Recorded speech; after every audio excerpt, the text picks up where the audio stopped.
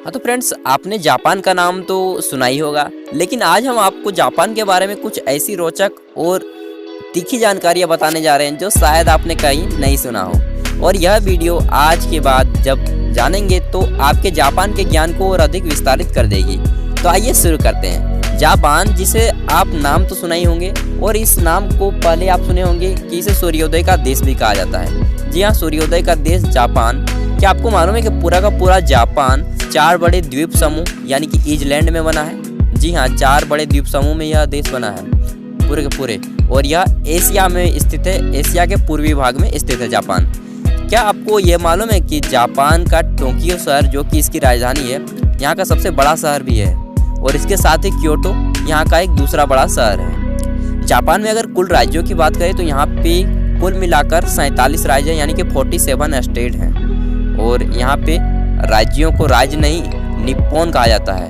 यहाँ निप्टॉन, ठीक ना, यहाँ पे राज्यों को निप्टॉन कहा जाता है। अगर बात कर लें कि यहाँ पे कौन सी भाषा बोली जाती है तो यहाँ पे 99% लोग जापानी भाषा बोलते हैं, जबकि हमारे भारत में कहीं पे हिंदी तो कहीं पे कोई और भाषा बोला जाता है। तो यहाँ पे भाषागत विविधता नहीं है। यहाँ की जनता, यहाँ के लोग 99% अपने भाषा जापानी का प्रयोग करते हैं। अगर बात करें जापानी मुद्रा की तो यहाँ की मुद्रा जापानी येन है। अगर हम इसकी तुलना भारत से करें तो यहाँ की 60 रुपया हमारे देश के 40 रुपये के बराबर है, ठीक ना। अगर हम अपने देश में 60 रुपया देंगे तब ये हमारे 40 रुपया हमें लौटाएंगे, ठीक ना। अगर हम यहाँ पे 60 रुपया लेके जाएंगे तो ये हमें कितने रुपये में वहाँ पे मिलेंगे? 40 रुपये। इतने हमारे डिफरेंट है, यानी कि हम उनसे 20 रुपये पीछे हैं, ये समझ सकते हैं, ठीक। इसके बाद अगर हम बात करें कि धर्म की, तो यहाँ के सबसे ज़्यादा लोग यानी कि लगभग 95% 96% लोग यहाँ पे बौद्ध धर्म मानते हैं। और बौद्ध धर्म का कहाँ पे शुरुआत हुई ये सब हम जानते हैं कि हमारे देश में ही बौद्ध धर्म का शुरुआत हुई, लेकिन हमारे देश में बौद्ध धर्म का उतना प्रचलन नहीं है जितना कि इस देश में है। यहाँ के 96% आबादी बौद्ध धर्म मानती है। यह चीन के बाद दूसरा सबसे बड़ा बौद्ध धर्म का देश है जापान। जी हाँ, इसके बाद बताऊं कि यहाँ के लोग स्वावलंबी बहुत हैं। यहाँ के लोग अपने काम स्वतः करने के अपने बलबूते पे काम करते हैं। और यहाँ की इस देश की क्षेत्रफल की बात करें तो तकरीबन 4 लाख के भी आसपास नहीं है, 4 लाख भी नहीं है, 3,77,000 इसका एरिया है।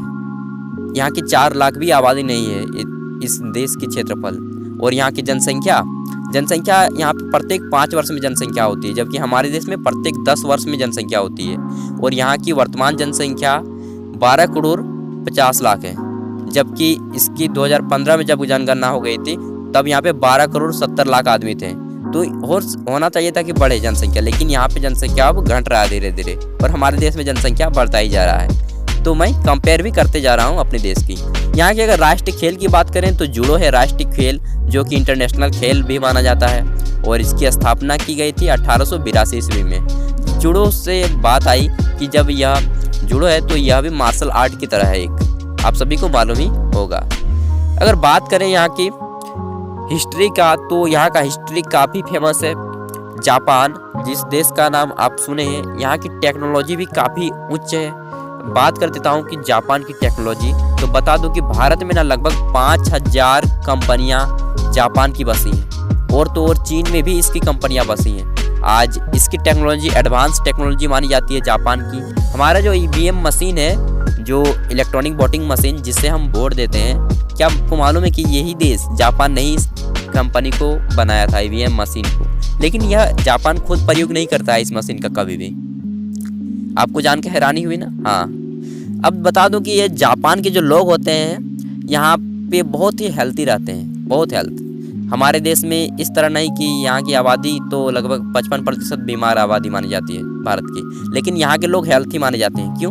क्योंकि यहाँ के लोग अपने डाइट यानी कि खान पान पे बहुत कंट्रोल करते हैं, और यहाँ पे लोग अपने सेहत पे काफ़ी ध्यान रखते हैं, मॉर्निंग वॉक वगैरह करते भी रहते हैं। जबकि हमारे देश में आज ये मिला तो वो मार दिया, जो भी मिलता है उसे तना के खा लेते हैं, लेकिन जापान के लोग ऐसा नहीं करते हैं, अपनी सेहत का ख्याल रखते हैं। इसलिए यहाँ पे विश्व में सबसे ज़्यादा वृद्ध लोग इसी देश में पाए जाते हैं, जापान में। अब बात कर लेते हैं जापान की शिक्षा व्यवस्था। तो जापान की शिक्षा व्यवस्था एकदम परफेक्ट बोल सकते हैं। क्यों? क्योंकि यहाँ की जो जापान की शिक्षा व्यवस्था है ना, वो एकदम कमाल की तरह है। इसके बाद हम बात कर लेते हैं टेक्नोलॉजी में। तो आपने डोरेमोन का नाम सुना ही होगा। डोरेमोन बच्चे होंगे तब देखे ही होंगे, और पोकेमोन, ठीक ना। तो ये दोनों का जो कार्टून है डोरेमोन और पोकेमोन, ये जापान के ही द्वारा बनाया गया है। जी हाँ, आपको चौंक के हैरानी हो सकती है, लेकिन यह जापान के द्वारा बनाया गया है। जापान के लोग वीडियो गेम खेलना काफ़ी पसंद करते हैं, और जूडो, इसलिए जूडो को यहाँ का राष्ट्रीय खेल घोषित किया गया है।